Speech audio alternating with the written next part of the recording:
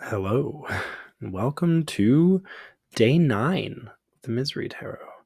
I have to say just a number of things here, real quick. These aren't actually in the text. Number one, hello.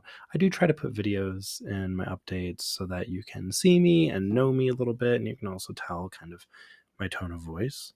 I've had in the past people get confused about things that I've written just in text, and I would really, really like to open my camera all the way so you don't see that. Okay. I would really, really like to be understood. That is my number one goal in life, and I think a lot of our goals. Number one, I want to say that this project has been doing incredible for a December project. I don't usually try December things. My understanding. Yeah, you want to come up here, Tom? You can. My understanding of December projects is that they belong to the big companies, and I am too small to fit in this space. And I will say that I'm not getting as much money in from people who are just funding the project for fun. It's mostly from advertising, but the advertising has been doing incredible. It has been incredibly effective. um, so I don't know. Maybe December is kind of cool. Maybe we like December. Are you gonna jump up here or not, Tom? Being so dramatic. Come here. Well, if my cat ever makes it up, you'll see him better. That's Tom Bombadil, my little orange man. I wanted to talk a bit today because we're almost a third of the way through the project. I want to talk about the deck more. I want people to understand it a bit more about what the cards are about and what the structure of the deck looks like. And yeah, I have some exciting things to share in future updates. While we wait for Enoch to get art in, there's a bunch of other parts to this project that I'd really like to dive into with you all. So thank you for your patience while I was in Philadelphia. I did get a fun trophy. This is going to be impossible to show on camera. Ugh, it's a 7. It's a 7. It's a stick and poke tattoo I got from a dear friend who is incredibly good at it, by the way. Hello, Tom. Welcome. Yes, explode onto the desk. We love it. Say hello to Tom Bombadil, everyone. So let's talk about the deck a little bit. Um, we have a major arcana that I call the exhibit in this deck. And the first 5 cards are really what is particularly important for talking about the major arcana here. They are the cards that walk us into the deck, and they are a unit of cards that make this journey begin. So we start with the victim. The victim is us, or a querent, or the person who is suffering or in pain in this scenario. It is a difficult card because it's hard for us often to view ourselves as victims for a number of reasons. Society has taught us to view ourselves as survivors more than victims. Um, Society has also taught us that sometimes being recognized as a victim is a bad thing. It recognizes that you are weak enough to be hurt or taken advantage of. There's this feeling or this expectation that we're supposed to be stronger than that. And the biggest part in understanding your pain or what has hurt you is understanding that you were a victim of these things. And that doesn't make you weak, but you can't recognize how you have been victimized if you don't understand that that means that part of you, you're not your whole identity, not who you are as a person, but part of you has experienced what it means to be a victim. And that's what the victim card is about. It is an acceptance, a bit of your space in relation to some of your pain and suffering, and not admonishing yourself, not talking down to yourself. It's about a personal understanding of your own pain or victimhood in this case. The next card is the Black Lantern. The Black Lantern is not a card that's intended to illuminate things. It is a card where you put your joy and hope and niceness while you're going to go on this journey. You put it in here and you seal it because it is a warm totem to keep you safe and comfortable through the journey. So when things are really, really difficult, you remember all the good things you do have or have had, and that should help you survive the journey. Unfortunately, like a black light, sometimes the Black Lantern reveals things because you go in thinking about what is good in your life. Sometimes it's not until you experience a good relationship, for example, that you understand just how bad a previous one was. And that is the Black Lantern.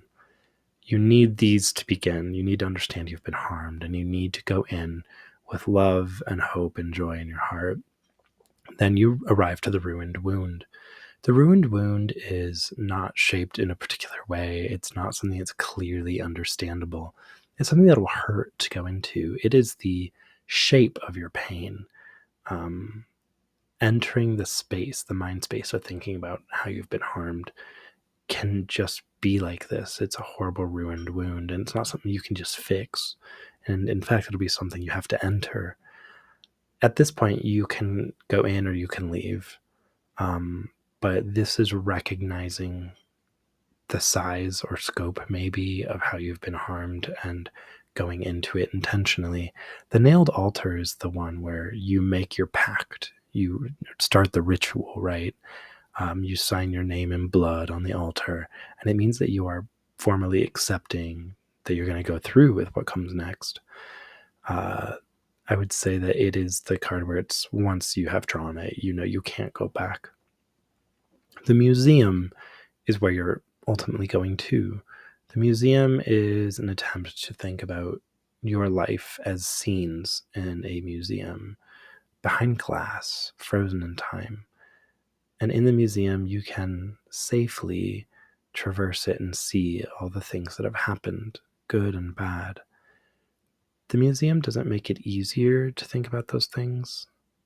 It's just a bit safer because you've taken your time to set it apart from you a little bit.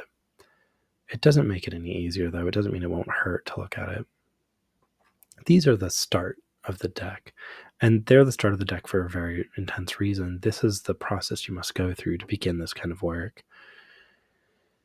The rest of the major arcana or the exhibit explore a lot of the rest of the journey, and they, of course, lead to you leaving the Path of Misery or the Museum of Misery. And that's all well and good, but the major arcana is not the whole journey. Each of the suits is going to be your step off the path onto this side journey. So I would love to talk about that a little bit. While I was in Philadelphia, I did share the first 4 cards of the Suit of Blades, and Enoch has turned in 2 more, so I'm going to share the first 6 cards. And I just want to talk a little bit about the numbered cards in the suits and what they mean for this deck. Each number has a particular meaning, and then each suit has a particular meaning, and then they intersect and create their cards. Every suit has a house. We can consider the suits as like houses of these suits. And the house is the first card. It is the one with the red square instead of a number. The house is the Hall of Blades in this particular case. The house usually encompasses the entirety of what the suit is about. And the Suit of Blades deals heavily with shock and denial. It's the immediate shock of the pain. It is the spectacle and the blood shedding of this horrible thing has happened and I can't understand it. And I look at it and it's just horrific. The Hall of Blades is that. There are bodies on posts outside. The entrance is full of blades. It seems like a place you can't go. The 0 of each suit is the folly. It is the mistake of the suit. For Blades, it is witnessing and understanding the shock of things and working your way past the denial and doubt. The suicide is the folly of Blades. It's when you are in shock and instead of doing anything, you just don't. It's not intended to be interpreted just as literal suicide, though it can be. It's important that it's understood very personally. It's not judgment of people's actions or real suicides. It is about a personal journey and responsibility towards what you choose to do when you are faced with the pain or the shock, what you do with your denial, how you deny it. Do you just fall back and lay down onto the blade? Because that means you won't ever go anywhere from there. The folly of each suit is going to often, I would say, be the hardest card to see or understand, because it is the giving up and the face of this. The bisected blade is the one of blades, and the one is the portal for every suit. It is the entry point where you begin. It's very much the ace in tarot. The bisected blade is recognizing that to enter this place, you're going to have to leave your blood behind. It is an understanding that you're going to experience pain, but that pain is indeed temporary, and nothing here will kill you. That is a hard thing to hear and often a hard thing to learn. But the shock of things that happen to you or in your life come like that. They harm you. And you have to learn to accept that they have harmed you, even if you work to change that and grow and heal from it. The two of each suit is the nemesis. In the blades, this is known as the hunter. The nemesis is not necessarily your foe, though that's the easy way to look at it. It is the thing in the house that might be after you, an enemy, if you will. But for the hunter's case, you can tell the hunter is in red. There are these blue knives coming from elsewhere that are different from the hunter. And these blue knives hold the hunter, at blade point. This is a person who is so hurt and confused that they're going to hurt everyone around them. Their own pain is driving them to do that.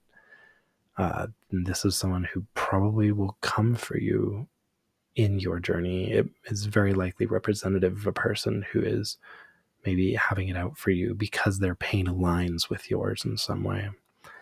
The 3 is how the suit hurts you. It's the wound. Here it's the addiction.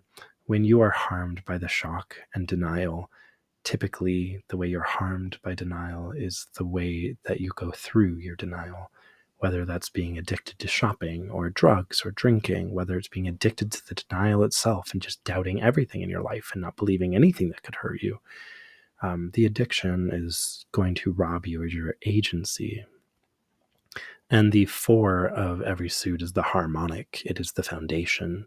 Each suit, even in being things that are harmful and dangerous and confusing, has a foundation. And in this one, it is best shown by the bladed bridge. When you are forced to cross a bridge made of blade edges, you have one way to do it. You have to go across it quickly, knowing it's going to hurt. If you start to cross it and get scared and go back, you're hurt for no reason because you haven't crossed. If you start to go across it and you slow down because you're worried it won't be safe, you're just going to get cut more. If you choose not to cross it, you never get past it. You have to understand that it has and will hurt you in order to go beyond. And in that way, those are the cards that we have done for the suit of blades. And of course, there are more numbers in each suit. The 5s of each suit is the suit is excess. It's the excess of the suit. It's where the foundation goes too far. In the suit of blades, we will have the stabbing. The 6 is the ecstasy of the suit, where and how the suit brings joy. This can be harmony. It can be getting past the suffering. In the suit of blades, we have the flayed. Number 7 is the finale. This is how the suit would transform you. Typically, I view it more as how the suit would transform you if you remained here and never left. How it would look if you became the denizen of this place. It can also be read, depending on the reading, in a more positive sense of the journey of your success at overcoming this home and your exit of it. Then there's the 2 court cards. There's always a denizen and a ruler. The denizen is someone who lives here. It's very much like the 7. It's like this is someone who has chosen to live here. And the ruler is the head of the house. This is essentially the boss of the house, right? Often it's viewed as an enemy or the highest, hardest, and roughest element of the house. And the denizen for this suit would be the bladesmith, and the ruler of the suit is the debt queen. These are all the lovely cards you have to look forward to here soon. I am very, very excited to show more cards as Enoch gets them in. And in fact, if I'm not mistaken, oh, no, that wasn't Enoch. Okay. I was like, I see a message. Who knows? Enoch will be knocking out cards really quickly here still. So we'll have them to look at soon. In future updates, you can look forward to me talking about the other cards in the Major Arcana. And of course, even if we don't have the art right away, I would love to share the cards in the other suits. Like we have the 2 Jokers, and those have already been completed. I would love to talk about those a little more in depth. But yeah, let me know what other things you'd like to know about. I've been working on the dice. If you're not familiar, I have a set of Oracle dice that I created, which, looking around me, yeah, I think this was actually the first edition in here. Yeah, this is the first edition of my dice, and then there's just normal pip dice filling in the other slots. So these are 14 of the dice, and then the other dice would be replaced here. I have a 22 dice set, or that is an Oracle dice set. You kind of read it similar to tarot. And so in this project for the Misery Tarot, I have a 5 dice set that will be usable with the Misery Tarot or tarot readings, but also be usable with my Oracle dice. And the 5 dice set I've been noodling on for a while, and it's going to be a set of dice that work together to create a grid. When you roll them, they create points, triangulated points that tell you a little bit more, characterize things a little bit more with them. So you might roll, 3 dice and be like, this die landed on the face that talks about immediate suffering and pain. And this one landed on one that is about like coming out the other side alive. And this one, and then in between those, you have cards that you have laid out for a reading. You're like, oh, this one's a lot closer to the end of the journey. This one's a lot closer to the beginning where I'm first harmed. And that can just help give a little more characterization to your cards. I'm excited to work with those because I'm doing a few sets for other projects as well. But yes, let me know anything else you'd like to know, anything else you'd like to see in the project, especially if there's another item that you'd like to see here. I'm always excited to do like enamel pins or stickers or something. So let me know your thoughts. And I will talk to you again, hopefully a lot sooner. And yeah, I'm very excited to dive into this deck with you all and talk about some of the reading overlays, what it looks like, maybe do one here on my desk on camera for you. Yeah, okay. Have a lovely day. Have a wonderful weekend. And I will talk to you in probably about a week's time. All right, bye-bye.